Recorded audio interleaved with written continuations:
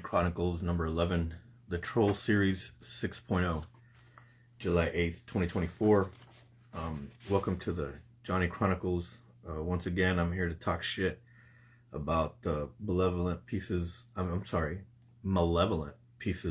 our personalities, how we can see it in ourselves, identify it so hopefully we can make a positive change in our own personal lives, but also identify the external trolls in our lives and know when somebody's trying to pull one over on us, when they're claiming to be a thing and they're actually something else.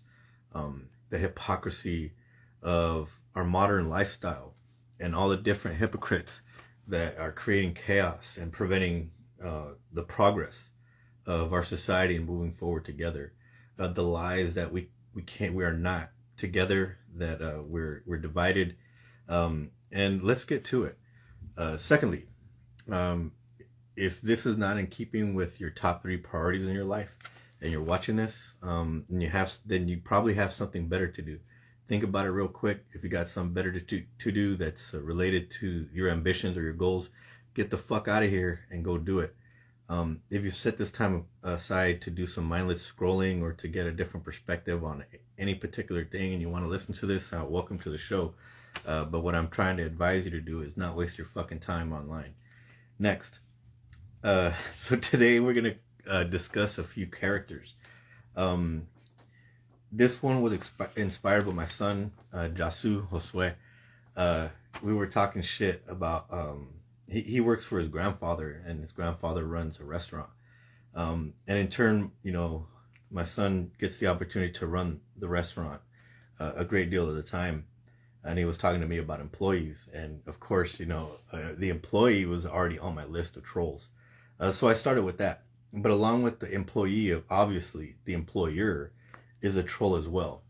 But above both the employer and the employee, and related, not completely, but mostly, is the shammer. So first we're going to talk about the shammer. We're going to move on to the employee. And we're going to move on to what I think is the most detrimental troll. The biggest troll is the employer. And we'll see why in a minute. Okay, so the shammer.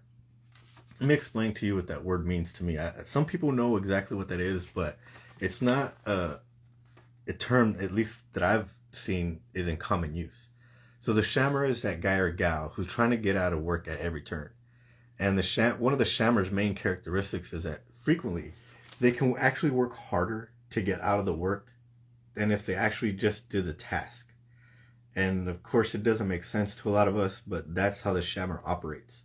But the shammer is, much broader than that. They're just, so let's talk about them. The shammer's lazy. Basically, that's what it comes down to. The motherfucking shammer wants to get out of work. They want to watch somebody else bleed instead of them. They want to watch somebody sweat instead of them.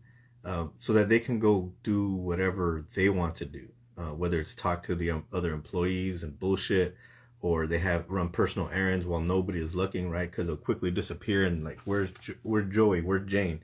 And you're looking for them and nobody knows where they're at, and you end up having to fucking spend an exorbitant amount of time looking for the motherfucker and figuring out what they're doing and why they're not doing what they're supposed to do and taking care of the responsibilities, because at the end of the day, the shammer is the loudest one when it's time to get paid for doing nothing, basically. So the shammer is lazy. Their goal is just to get out of work. Let me see. It says they're selfish, and it says something else. It looks like it says moron, and that would be correct. But anyway, they're selfish. Selfish is, one of the common threads of a lot of the trolls that we see. Typically, trolling behavior, it involves some sort of selfish need or selfish characteristic. For some reason, that particular troll doesn't care to think about anything besides the self. And we know that if we're working in a team environment, the self, all right, you got to take care of yourself, but you also have to participate as part of a team. Sounds very much like life. You have to take care of yourself, but you also have to do your part for society, like pay your bills, don't be a crackhead sleeping on the ground, etc. Next, work is the last alternative. Like literally for the shammer, work is the last alternative. It's like, I'm gonna try to get out of this work.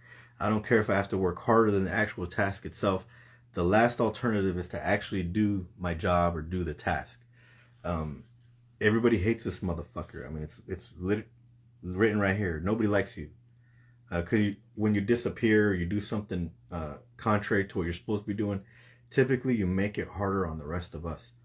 Of course, that's a shammer in the team context. I don't know if there's a lot of shammers that work on the individual basis, because what my hope is, and I can't think of an instance right now, is that we identify those people that they cannot work well without any supervision and they'll quickly disappear. So we keep those shammers out of those places where we can't keep an eye on them. Unfortunately, the shammer frequently doesn't do enough damage to warrant a write-up. They're very strategic. They're intelligent. It's not that they can't do the job. For whatever reason, they choose not to. Their impetus is to go to work and not work.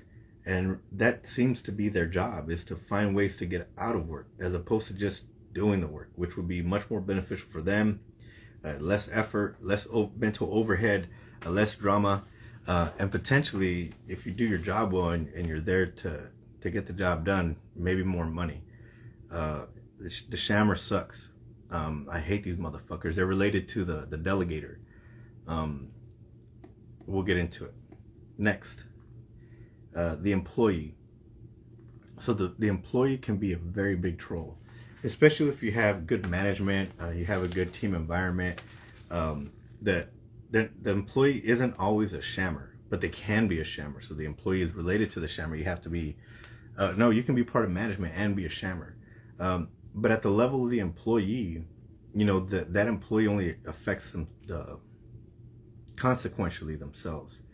Of course, the byproducts, all the negative aspects of their trolling behavior affects the team. But the consequence for the team is just more work. But potentially the consequence for the employee when they act in shamming behavior, if they're not strategic enough, they can get fired. So it's highly consequential to the employee when they behave like a shammer. Let's move on from that. They're also an excuser. You've heard the excuse, I had a flat tire. I've heard that excuse a lot. I thought it was just part of like a sitcom. I thought it was just a trope in the sitcoms when I was a kid. But as I played out my adult life, I see that it's not a trope. It's a thing. It's an excuse that people say just to get out of work or to show up late, as opposed to just owning the situation and saying, "Boss, I'm late for X legitimate reason." People tend to have flat tires. Their kid had something going on, and I don't doubt that those are real scenarios. But when you're flat tire, you get a flat tire 3 times in a quarter, and I've never seen a donut wheel on your car, nor you have to spend the time to go and get the flat repaired or replaced. It's just readily apparent that it's fucking bullshit, and you're a damn troll. I think the secret to success in employment, if you're gonna work in the employee realm, is to simply be honest. If you're in a place that doesn't respect honesty, really quickly you should identify that you're working for the wrong people and you're in the wrong place, and move the fuck on from that place if you can. But the employee tends to be the excuser. Every excuse under the sun. My dog's sick. The dog ate my homework. I mean, as if we're in, adolescence. Referring to my previous lesson, you have the damn it. Okay, I lost my train of thought. But anyway, so they make every excuse under the sun.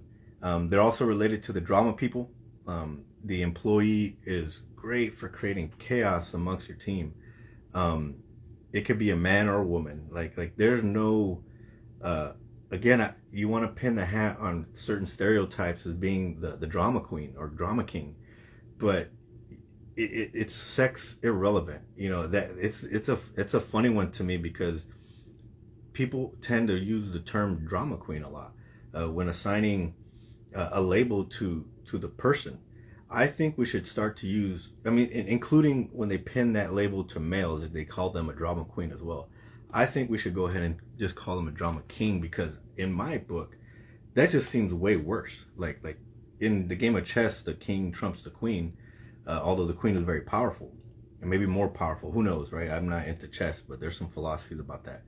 And so, the drama people, I call them the drama people because I think we should assign the word king to males who act in a dramatic fashion, who are creating chaos in our environment. Why?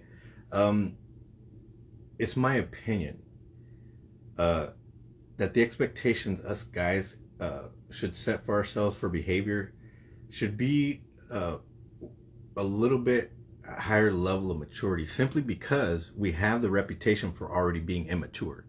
So if we start to assign the label of drama king to somebody, hopefully that could be some sort of motivator, using that pejorative against them to step it up, or just to demonstrate to them that maybe they're not behaving well. Like I said, I kind of enjoy watching the drama unfold when I see it. It's very much entertainment for me, but I do see how it's very unhealthy for the environment. I would rather watch something else. But if it's going to exist, one, I don't want anything to do with it, with the exception of being an observer to it. If there's something I can do to influence the situation, if I'm the supervisor and the drama's on my team, and get the fuck out of the way, we're going to discuss it. And people hate that. It's like, why are we always having a meeting? Why are we always acting like drama queens and kings, motherfuckers? The pie cuts both ways. So the employee could be one of the drama people. The employee is also disruptive.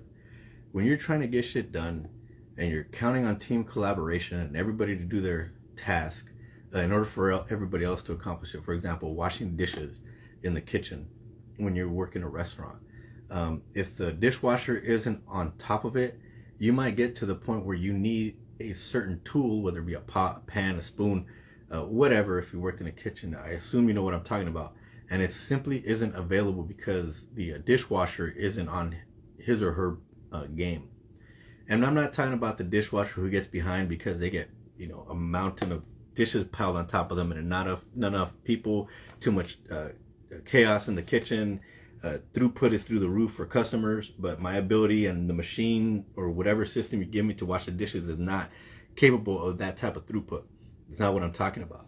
I'm talking about who the guy or gal deliberately lets their job slip because they're out smoking a cigarette, on a doobie, on a phone call, whatever the fuck they're doing besides doing their damn job, and allowing the rest of the team to fall behind. The employee can be really disruptive to your operation. I mean, it goes without saying, but that's simply, to me, trolling behavior.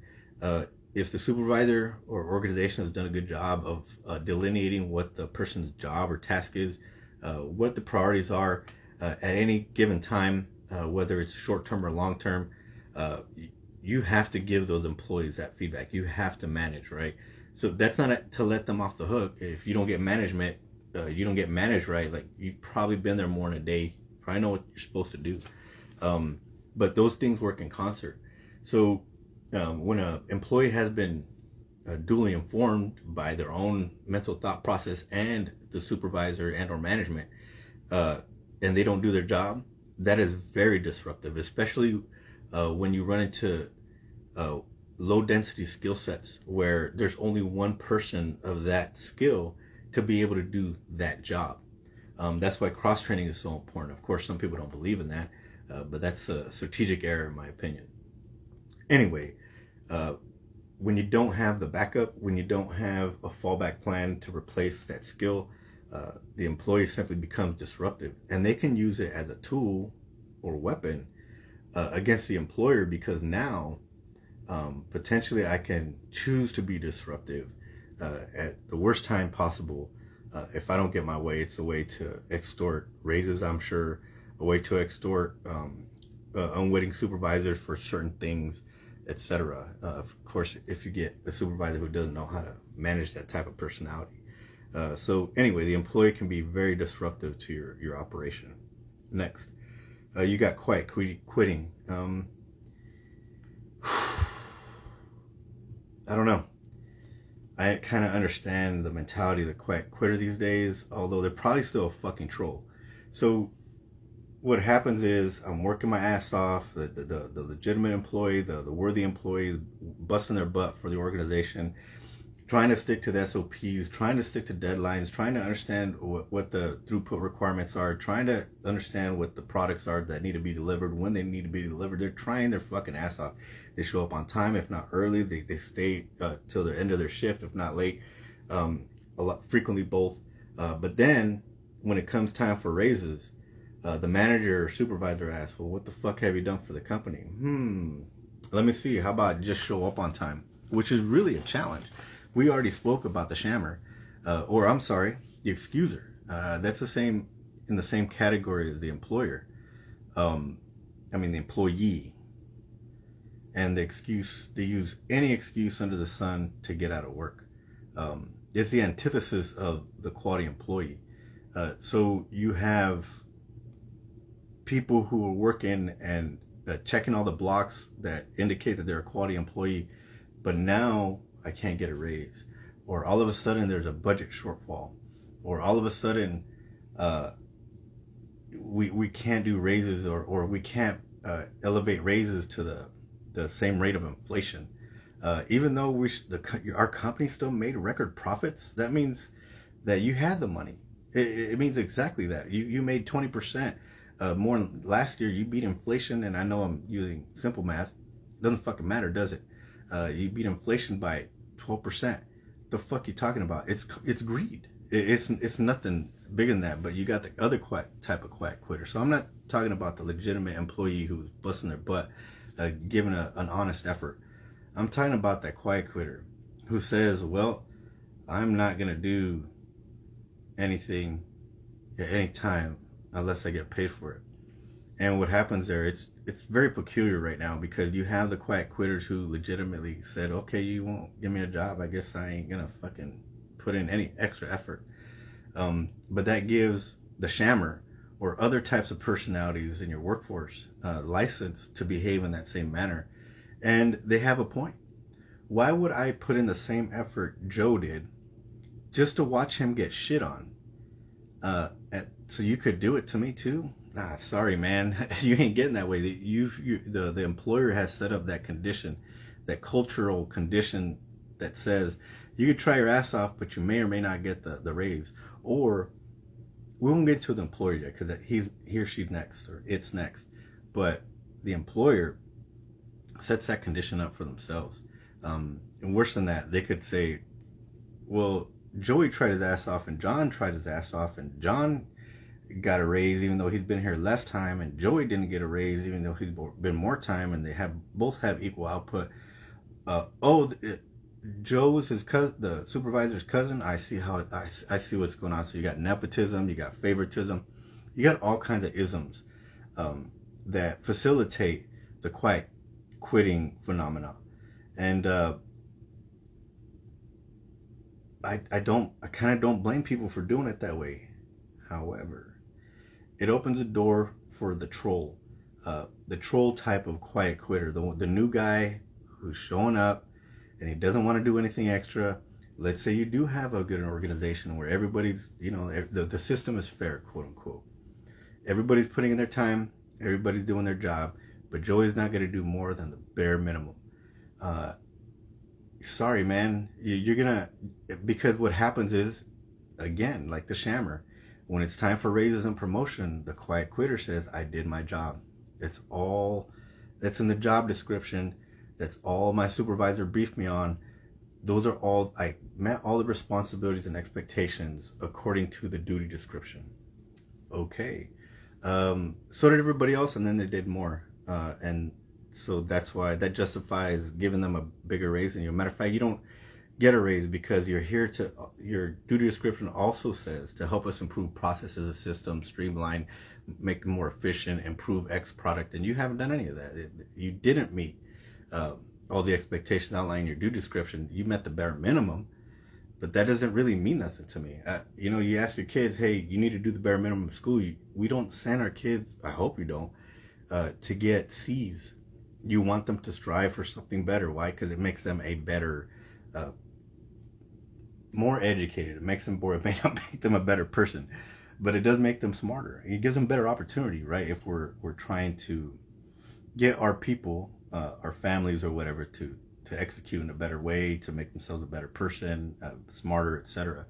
It's no different with our employees. We're supposed to coach them to do that. And even if we coach them and they want to meet the bare minimum of productivity, we expend a lot of time to help them to do better.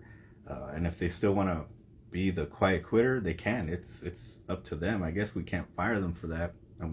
Maybe we can't.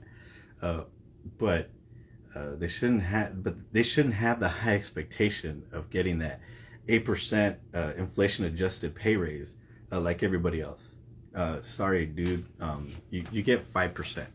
You get the standard annual pay raise because, well, your work hasn't kept up with inflation, troll. Next. Entitled. The entitled.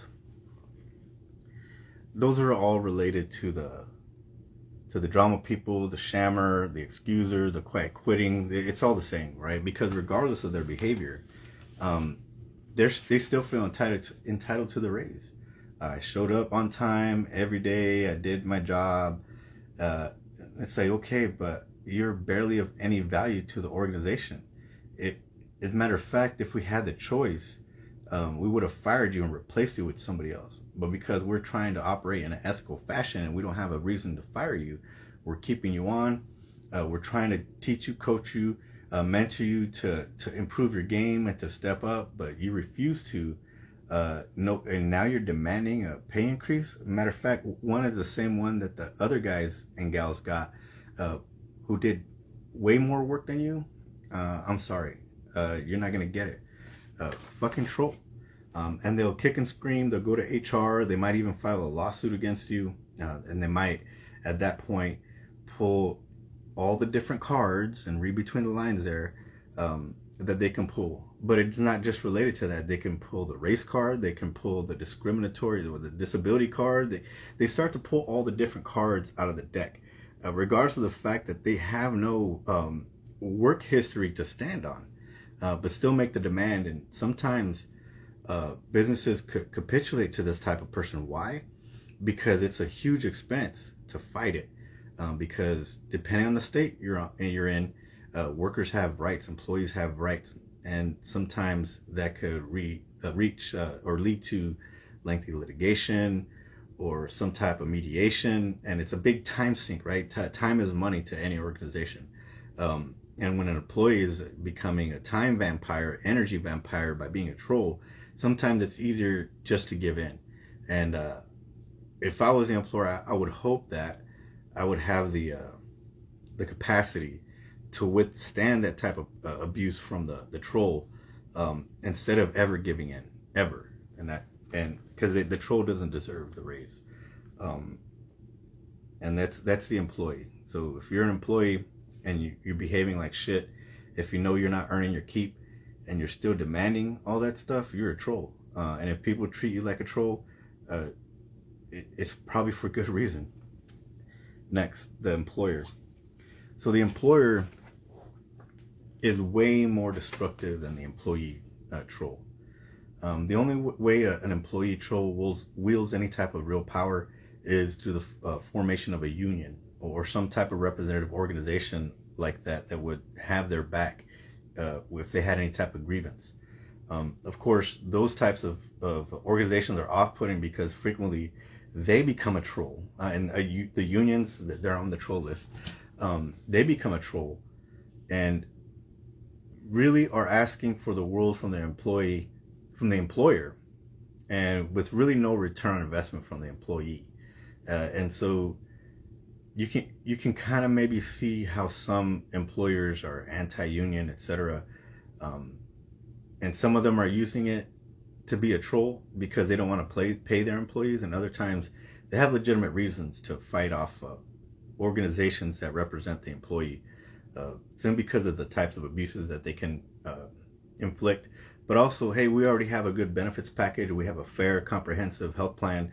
If they have a complaint and they need to unionize and they're asking for more, we need to ask the question: is our employees, do our employees have a point, or are they just being fucking greedy? And so, the pie cuts both ways.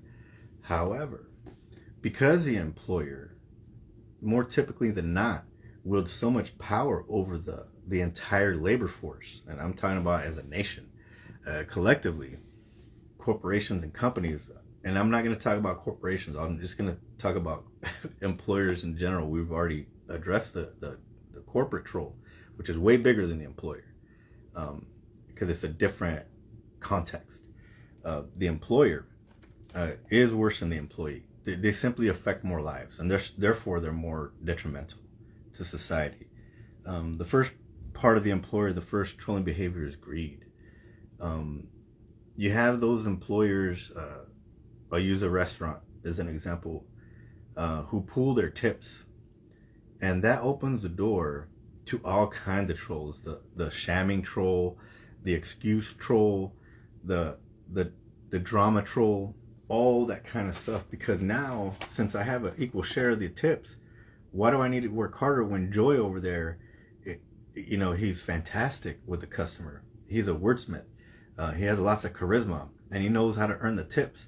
And you know what? Maybe I don't, but I know the script, and I'm going to do the bare minimum. I'm quiet quitting, right? Quiet quitting at that point. If not worse, becoming the shammer. Since Joy will probably get the next table too if I'm absent. He can handle my stuff. And guess what? I'm still going to collect on the tips. And why do some companies do that? Because that means that the restaurant gets a cut too. Typically when I see it, it's because the restaurant wants a piece of the action. Sometimes maybe, in my opinion, it's just kind of misguided. They want to share in the wealth. They want to share the tip action with the cooks and the dishwashing staff, etc. The answer is to pay them more. It seems very unfair to the frontline personnel who have to interface with the customer and really do the hard job of earning the tip on behalf of their organization, or wearing the face of their organization, the name of their organization, and then getting pennies on return for all that effort. Unless there's a equitable pay scale built in somewhere like that, that doesn't work. Where else can an employer be greedy? Sometimes they take all the tips, or they only share 50% of the tips. It's like, well, wait a minute. You're only paying me $2 an hour. Give me my fucking fair share, bitch. Beyond that, benefits.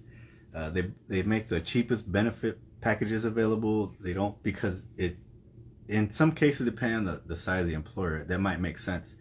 But frequently, even if you have an employer who can afford the next tier, even the next higher tier than that healthcare plan or benefits package for you, they don't. Why? Because then they have to give up more of their profits. And for some of them, it's not enough to make $3 million or $5 million. They need to make $10 million. And if they can do that, even though you get cancer and their benefit package doesn't cover that type of illness, they could care less. Oh, Joey has cancer and he's gonna die. He has 6 months. Hey, HR, in 6 months, make sure you put on your calendar to make that personnel requisition so we can post that position description on LinkedIn or whatever site, so we can replace Joey because he's about to die. And they speak callously about the employee that way, as if they're a simple commodity, which they are not. But frequently, the employer just sees them as just another tool, like a spoon or something like that. They don't give a fuck. Greedy motherfuckers. Of course, they can be greedy in other ways. If you mandate a uniform, it's my opinion that if you mandate the uniform, you should provide it. You could say, well, that if you want to work here, you got to put some skin in the game. A good example of that would be the military never charges anybody for any uniform. Why? Because you said you would clothe me if I volunteered for this job. If there's a mandatory, the whole logic is, okay, I require a uniform, therefore I must provide it. It's not different. I think that's just common sense. It has nothing to do with business. It's all about, if I want you to do a certain thing, I should provide you the gear to be able to execute that, because that is a special expense. It's not like I can take my McDonald's uniform and wear it to the next job. That's not how it works.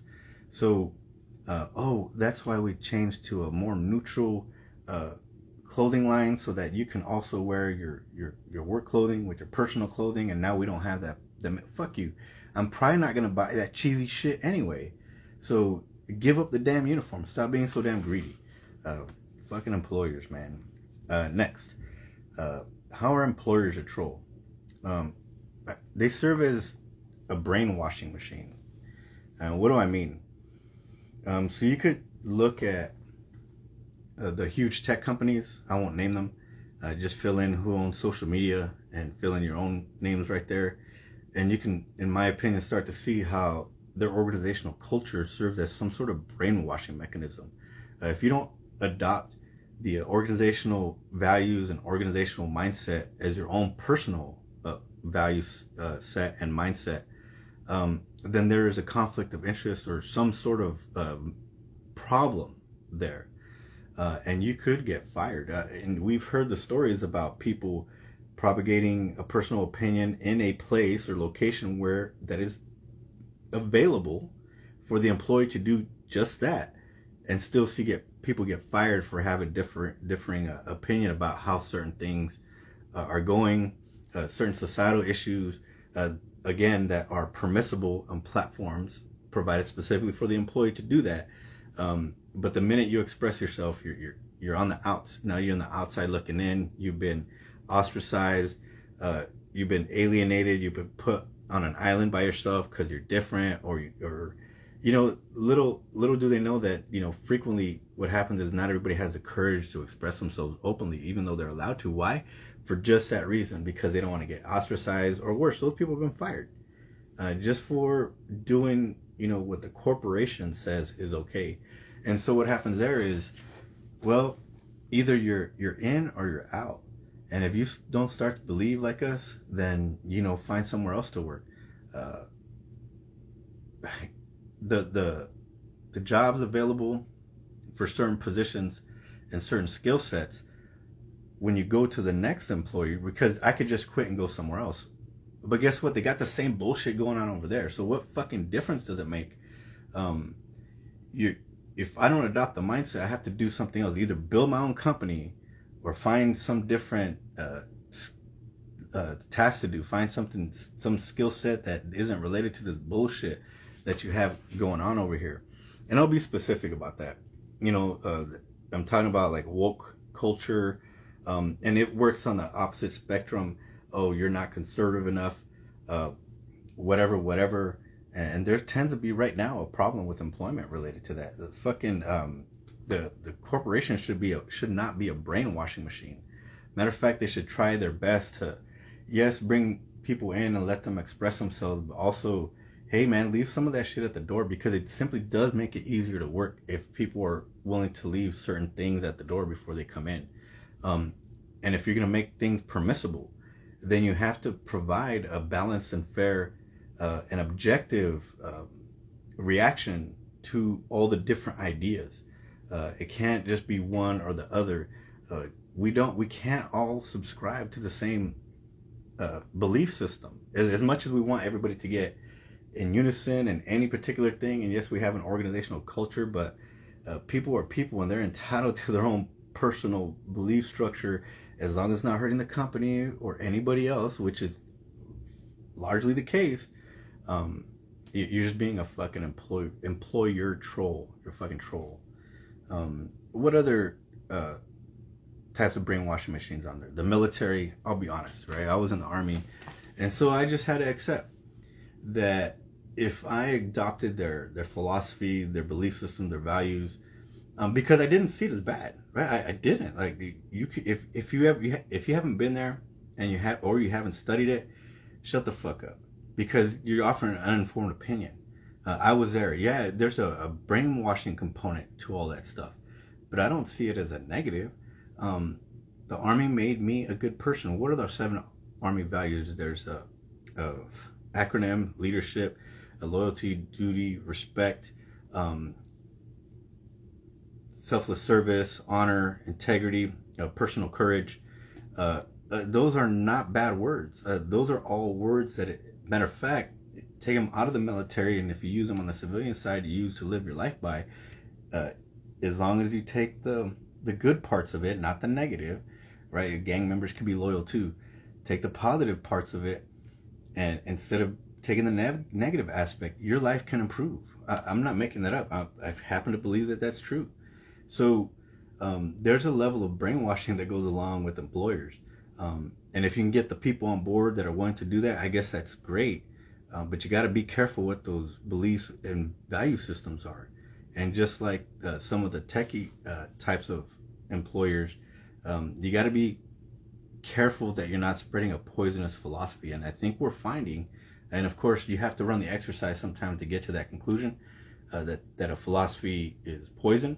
But I think we've gotten there, right? We have to start to regress some of those what we thought were progressive ideas, but are actually just related to more of the same indoctrination and not brainwashing. That's, I can't find the word, but anyway, a corrosive thinking mechanism that where we indoctrinate people, and if they don't believe like we believe, now that they're on the outside for all the wrong reasons. Okay, and that's the difference. You could argue about if the military is good or bad, depending on what mission they're doing, and that's a different conversation. I think if you have a quality organizational culture, there's nothing wrong with your employees adopting that set of value system or beliefs for their own lives, right? If you're doing a good job here, you just imagine in your employees' personal lives, they'll do good there. As long as you're preaching all the right things. And of course, right is subjective, but I think we all know what we're talking about here. All right, next. The corporate culture. Now, there's a distinction, and I think, I hit it on the first go around with the tech industry. There's a distinction between a regular employer and corporate culture. The regular employer does have their own culture. There's no way around it. But simply, since a corporation is so large and influential, any type of trolling behavior on behalf of a corporation, a large corporation, what am I talking about there? I'm talking about probably business bigger than 150 people. Now, I don't know what it takes to get to a big business anymore because of technology. You need less employees sometimes to do a bunch of shit. So I guess it depends. I can't assign a number to it. But what happens there is the corporate culture gets propagated, and the entire workforce now has been brainwashed. And because of that, we have tunnel vision. And we no longer see the damage we're doing to the left or the right, whether we're talking about the environment or we're talking about human beings. We no longer, that aspect of care and concern is abandoned in favor of what? In favor of the dollar, in favor of greed, the bottom line, right? The bottom line becomes the only important objective, regardless of all of the consequences. We've already talked about the medical industry and how they could seemingly, let's just look at the evidence, could care less about the patient. It's just readily apparent that if there's no pill, then here's this other catastrophic type of treatment that we're going to give you, chemotherapy, and hopefully it doesn't give you the other cancers associated with that. Why? Because, we don't have a pill for that yet. We're not going to find a solution to the problem, because if we cure you, then we can't charge you anything. It's horrific. I mean, and tunnel vision is pervasive. You can go to, we can talk about almost anything with the medical industry. Talk about long-term care, with the prevalence of, people getting, I probably have it right now. No, I'm kidding. Dementia and, not amnesia, but the Alzheimer's, getting Alzheimer's and dementia. The solutions are easy. What doctors should probably be recommending is quality diet and exercise to stave those things off. And those things tend to stay away, even in old age, if you practice good health practices now and into the future. You don't need no pill for that. You don't need no treatment. You don't need no extracurricular, anything else from the doctor. Get your medicine by going on that 30-minute walk 5 times a week, or doing that run, because intensity has something to do with it too, or going for that run 3 to 4 times a week. Weightlifting, definitely, that's as far as I'm understanding, a requirement for good health is weight resistance training to keep your muscles. I assume it's related again to our old way of the way we developed over time, our evolution.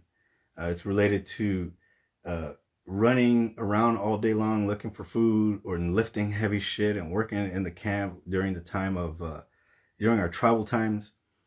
Modern life is eradicated all those systems. So the only way around it is to purposely seek out fitness opportunities in the form of walking, running, weight training, whatever the fuck you want to do. But also quality diet. But they won't tell you that. Well, why aren't we hearing these things? Well, because that doesn't sell pills. Why am I going to encourage you to exercise when I can sell you a pill to lose weight? And by the way, the pill not addressing all your cardiovascular issues, loss of muscle mass, the potential for you to get Alzheimer's and dementia because of all those aforementioned things. They're not going to preach that. Why? Because then they can't sell you pills.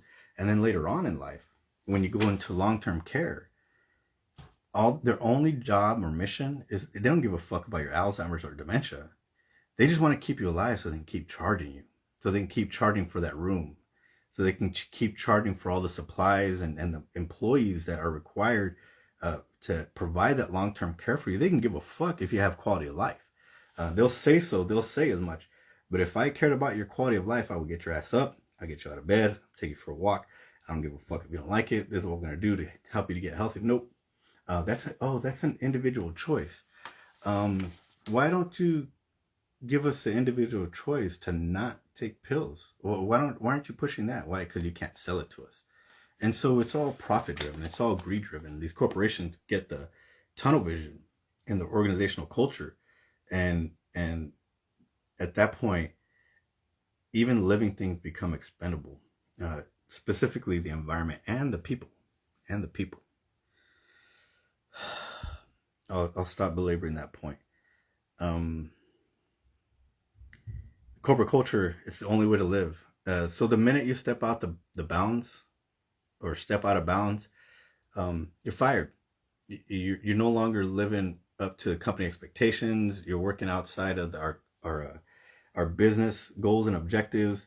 Get the fuck out. And of course, with the robust HR, because HR is not your friend. They're there to protect the business, not you, not the employee. They're there to protect the business. And so they'll walk you to HR, find a good reason to fire you and let you the fuck go. So, fucking trolls. And then the last piece of that brainwashing machine related to the employer is work becomes your only identity. Now I'm an Apple employee. Now I'm a Google employee. Now I'm a Facebook employee. And that's all your Facebook. When you go home, it's Facebook. When you're in the street, it's Facebook. When you're telling your friends, it's Facebook. Now you're you're just a puppet. You're part of that living, breathing entity that is that corporation. And you're unwilling to, at that point, separate yourself from it because it's so important. And it becomes more like a religion as opposed to a professional organization. It's strange, but those are the facts. And in that way, you become a troll. The corporation is a troll, and it turns the individual into a troll, whether they know it wittingly or unwittingly. Right? A lot of the time, it's voluntary. Right? Like again, I'll admit, when I joined the Army, I finally figured out how it works. I had to choose whether I wanted to swallow the pill whole. Of course, you can stay in and not swallow the pill whole, but my personality is kind of a little bit different, I guess. And it helped me to just accept the organization I was in and adopt its values and try to live up to the Army standard, quote unquote. Well, because that's what they were asking me to do. Anyway, so you get the point. Secondly, employers are really shitty sometimes because they are pseudo heroes. And what do I mean by a pseudo hero? Frequently, a company, organization, a corporation will try to develop the image of the hero. We're solving a problem. We're solving a health crisis. We're solving the drug problem. We're solving a social issue. When in reality, all they're doing is trying to figure out how to suck up more money, more dollars from the end consumer, more tax dollars that they can suck up through the government grants and programs that they know they'll never actually implement, and not pay taxes. They're a pseudo hero. And they're two-faced. So how are the employers pseudo heroes? They're two-faced. That's one of the characteristics. That's also one of the general troll characteristics. What they'll tell you is that you're valuable. You're valuable to the company. I'm glad you're here. You're everything we want you to be. While there are companies that operate that way and are sincere and genuine in those statements, more often than not, especially if it's a bigger organization, it's just lip service. The organizational culture is too big for anybody to give a shit about that type of mentality actually getting down to the end worker. So, and sometimes it's simply not evenly applied, but frequently it's just not applied at all. It's all lip service. It's all those are all things that HR or whatever fucking asshole is recommended that the supervisor tell the employee in order to keep them happy and quiet. Oftentimes the pseudo heroes, right? They claim to have an environmental program to protect the environment. They claim to have a equal opportunity program, or at least we don't have a program, but we're gonna be fair. Bullshit. They're just full of shit. They're unethical on every fucking stage, on every level, on every context. They're just unethical. They're fucking pouring shit into the water. They don't give a fuck that the food is poisoning the people. They don't give a fuck that the medicine is addicting people and killing them en masse. Those are all facts. Those things are happening. So tell me, I don't understand where you can tell me that we're operating in an ethical manner and you have these systems in place. You go to every single corporate website and it has all these benevolent words, but you know what? They're just words. Because they're full of shit. They have a dark and evil soul, and there's no evidence to the contrary that they don't have an evil soul. They're unethical. When you're willing to pollute the world's food supply and be unapologetic about it, when you're willing to pollute huge segments of the United States population with the fucking opioid crisis and be unapologetic about it, you're an evil motherfucker. You're unethical. And it's just apparent, and it's very sad that it's that way. Anyway, I don't know. You can't choke the fuck out of them. Well, you can, but you get in trouble. So no, they're unethical. They're two-faced. How else are they two-faced?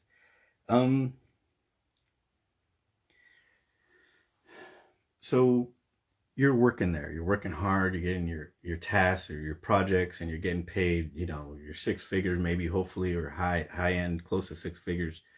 And all of a sudden, you start losing tasks. So you go to your supervisor and say, "Hey, man, what's up? You know, I'm losing some tasks. There's something going on. I'm about to, get let go," because that's the first thing that comes to people's mind. And the answer, "Oh, no, we're spreading the wealth. We felt that you were overworked and we saw how much you were doing already. And so we took that off your plate so you could focus on the other 2 projects that we gave you and you could do a really good job. And once you're done with those, though, you're fired." Why? Because they plan on letting you go the whole time. And your fucking supervisor, because they're a piece of shit, probably, and they're not human, or they're eliminating human empathy from their personality so that they can continue to stay employed because they're sellouts.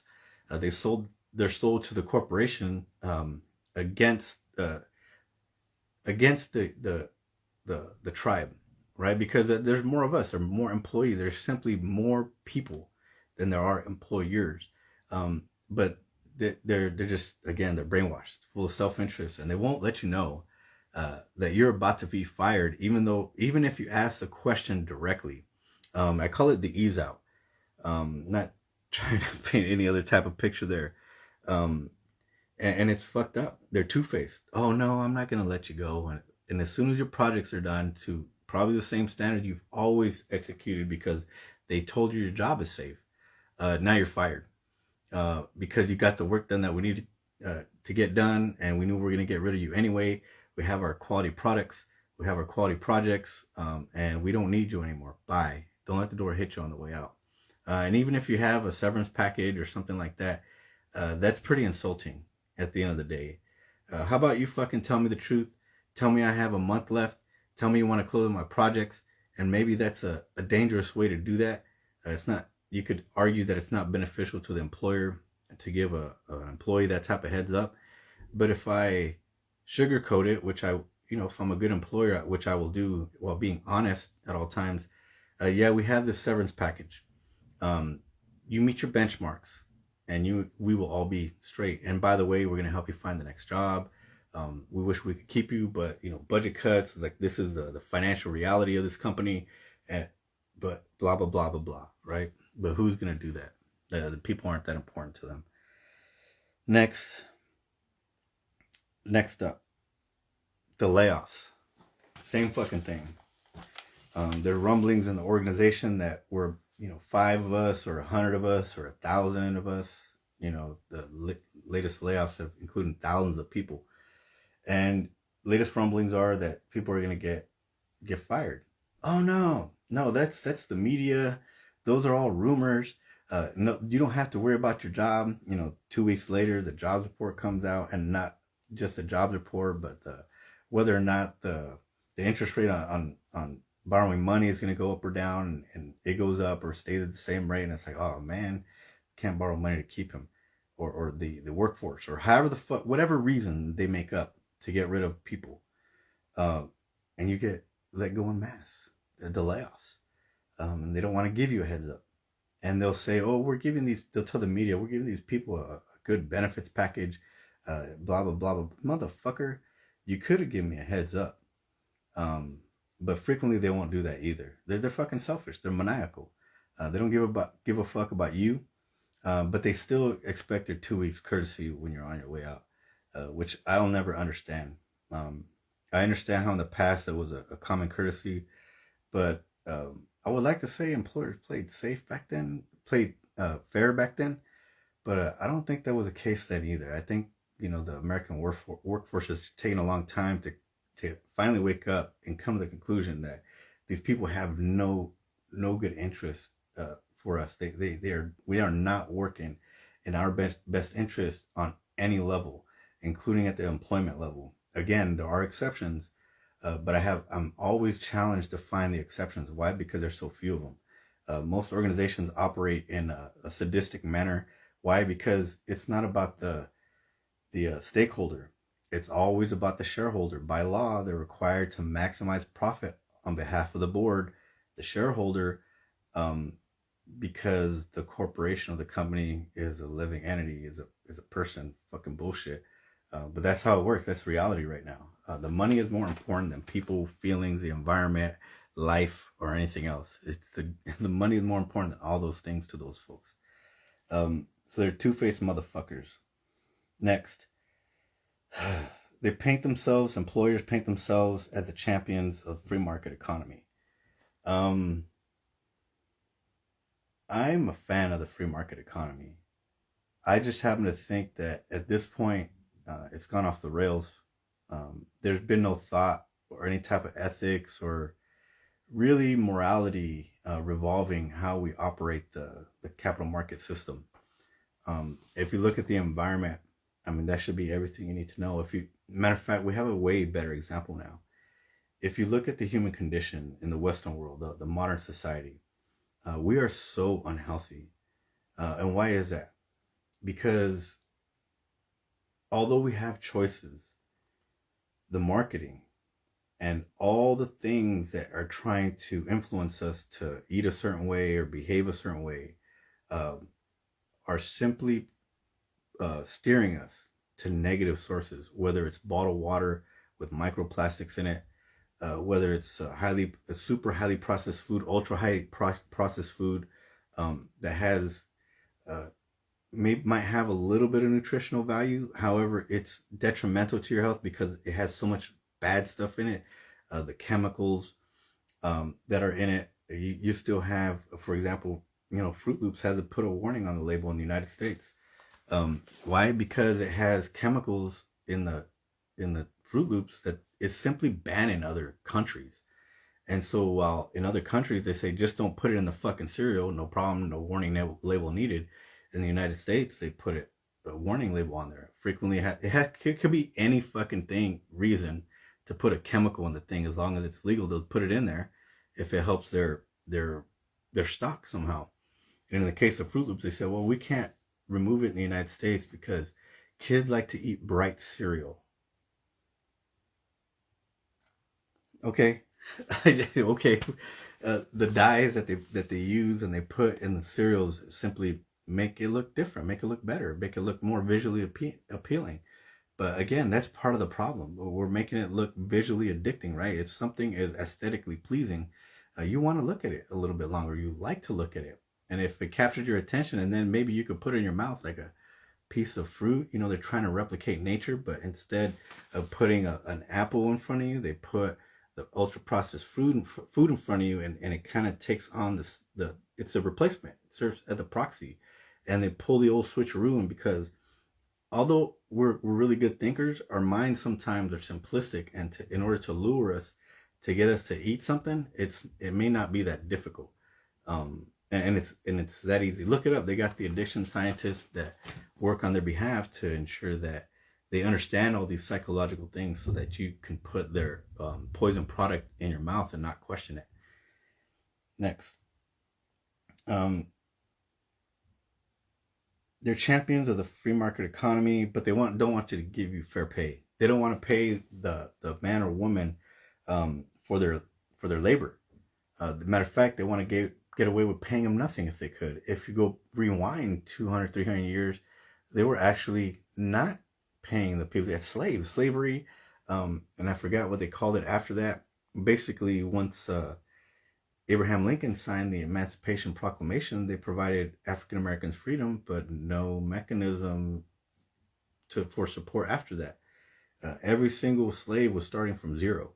Matter of fact, probably at a deficit because of the psychological trauma and all of the kinds of ailments that could probably plague you if you lived in chattel slavery for any amount of time. Doesn't fuck. And so you don't provide those support systems. It just they just ended up working for the same master now for room and board. Well, they were getting that before anyway. What's the difference at that point? So no, they don't give. Employers have never given a fuck about fair pay ever. I don't. Again, there are exceptions, but those are rare. Who takes care of their employees? Find me an organization that takes care of their employees. Name them, and then put those next to the list of the ones that don't. Tell me which one grows faster. They're the champions of the free market economy because they quote unquote love their employees. Here's a pizza party. That's the new meme. Here's some swag with our company name on it. Here's a pen with our company name. Oh, here's a ribbon and an award with $500 check for all the hard work you've done because we love our employees. We throw them a Christmas party. You know what? Keep all that stuff and put it in my paycheck. Give it to me as cash. Those are just totems to help me get indoctrinated into your bullshit to believe that you're working in a benevolent fashion. When we fucking know damn well you're destroying the environment and you damn sure don't give a fuck about me because I don't have quality health care. And you're against that, by the way, which would actually probably reduce your cost. But anyway, who gives a fuck about doing the hard thing? And that's it. The troll is big. And I'm going to continue to outline trollish behavior. I know that right now, some days I do a better job than others. And maybe I'm not doing a good job at all. But who gives a fuck? I'm still going to call out the trolls because it needs to be done. I hate to look at the dark side of things. I'd rather very much be working in the light. So why am I doing it this way? Well, if I look at what's going on across the world, if I say we're living in dark times, you probably know what I mean. And so in order to bring people back to look at the bright side of things, it's my opinion, and maybe it's true, that it's easier to influence somebody to do something bad, which means lure them closer to the dark side. Excuse me, because you can see how it might work in a gang environment. Little kids going to school, see that around them every day. Although at school he sees a teacher, a professional, hopefully, that cares about them, hopefully, and they're working in that system, and maybe there's some hope in that system. And then it's got to walk back home from school and walk through gangland, through whatever issues is in that community. I think it's easier to get sucked into the dark side of things because the teachers don't go home with the kids. The system that's there to protect children doesn't follow them home. And if mom and dad are working and the kids aren't supervised because babysitters are cost prohibitive in many households, the kids are left to their own devices. They used to call them latchkey kids, but fuck, we know where the latch is. We didn't stay in. You know what? We were out and about because that's the human spirit. But anyway, it's easier to lure people to the dark side. And so what I'm attempting to do is outline all of our dark behavior, that we can relate to in a personal way. As I've said before, a lot of these trollish behaviors I came up with. Why? Because I saw some of those behaviors in me, whether they were in my past or currently still existing. I have been a shammer. I'm not proud of that, but hopefully I didn't do it to a degree where that was my role, that was my title. I don't think I ever did it to the extent that I earned that title, but there are people who very much are a fucking troll. You name shammer in certain environments, and they'll know exactly who you're talking about, or the couple of folks that you're talking about, or the group of people, sometimes the group of shammers, because it's like the smokers or the stoners or the jocks, right? You still have all these little clumps of stereotypes in your environment, or cliques. I think that's what they call them mostly. So the shammer, I saw all these things about myself, and then I just started writing about it. It became the troll.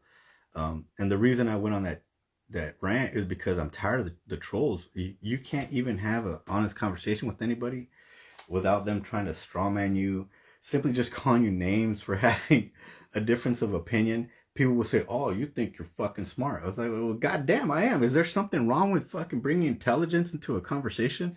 Like, damn, if I'm not smart, we'll find out pretty quickly, won't we?"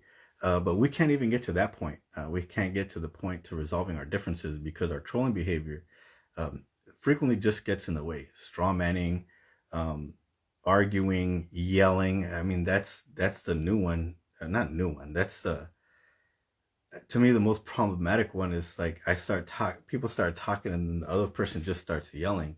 They erupt in some sort of emotional or volcano of emotion that has nothing to do with nothing, and is highly unproductive. Another reason is that the trolling behavior. The trolling behavior, I think, is being instigated largely by social media, mainstream media, and because if you look at the clickbait, and they've already this discussion's been had 100 times. The clickbait typically contains something that is gonna provoke a negative response from you, because that is more, they're gonna get you. It's more interactive. You tend to interact with those types of things more, and they know that. If they post something good, if they post a sanitized headline, you're less likely to click on that as opposed to a clickbait headline that contains some enraging information in it, or words that are formatted in a way to invoke some type of rage or negative emotion. It's simply more impactful, and they're playing on our senses. They're playing on our sense of nature. The reason that we react more to negative stimuli is because it's related to our primitive self, our caveman self, where we had to be aware of every single thing, stimulation-wise, related to our senses, whether it was vision or hearing or simply our intuition, because we were trying to stay alive in an environment where the animals could literally, or would literally eat us. We were prey. We didn't have physical structures like this. We weren't protected from nature the way we are now. And so it's to our benefit to register negative experiences in this cranium, right, this simple brain, so that we encounter them in nature. They're easily identifiable. We know how to react. We know what to do to fight those things off if we survive, right? But they're playing on that negative emotion. They've transplanted the stimuli of survival, the things that prompt our survival, with nasty headlines that are more likely to gain a reaction and register in our mind. And so what we remember is that negative headline, or the clickbait headline, combined with the negative verbiage in the actual article itself, and it causes us to have a negative state of mind or frame of mind. And what they do is they steer that negativity to the other side, right? The other guy's bad. Now they can focus and aim that negativity. The other side's bad. You know, if I'm a Democrat, the Republicans are evil. If I'm a Republican, then the Democrats are evil. And if you look at it, and if you're just paying attention, you'll see very much that is what they're doing. And frequently the information in the articles is fucking useless. So we get a clickbait headline full of outrage journalism that is junk.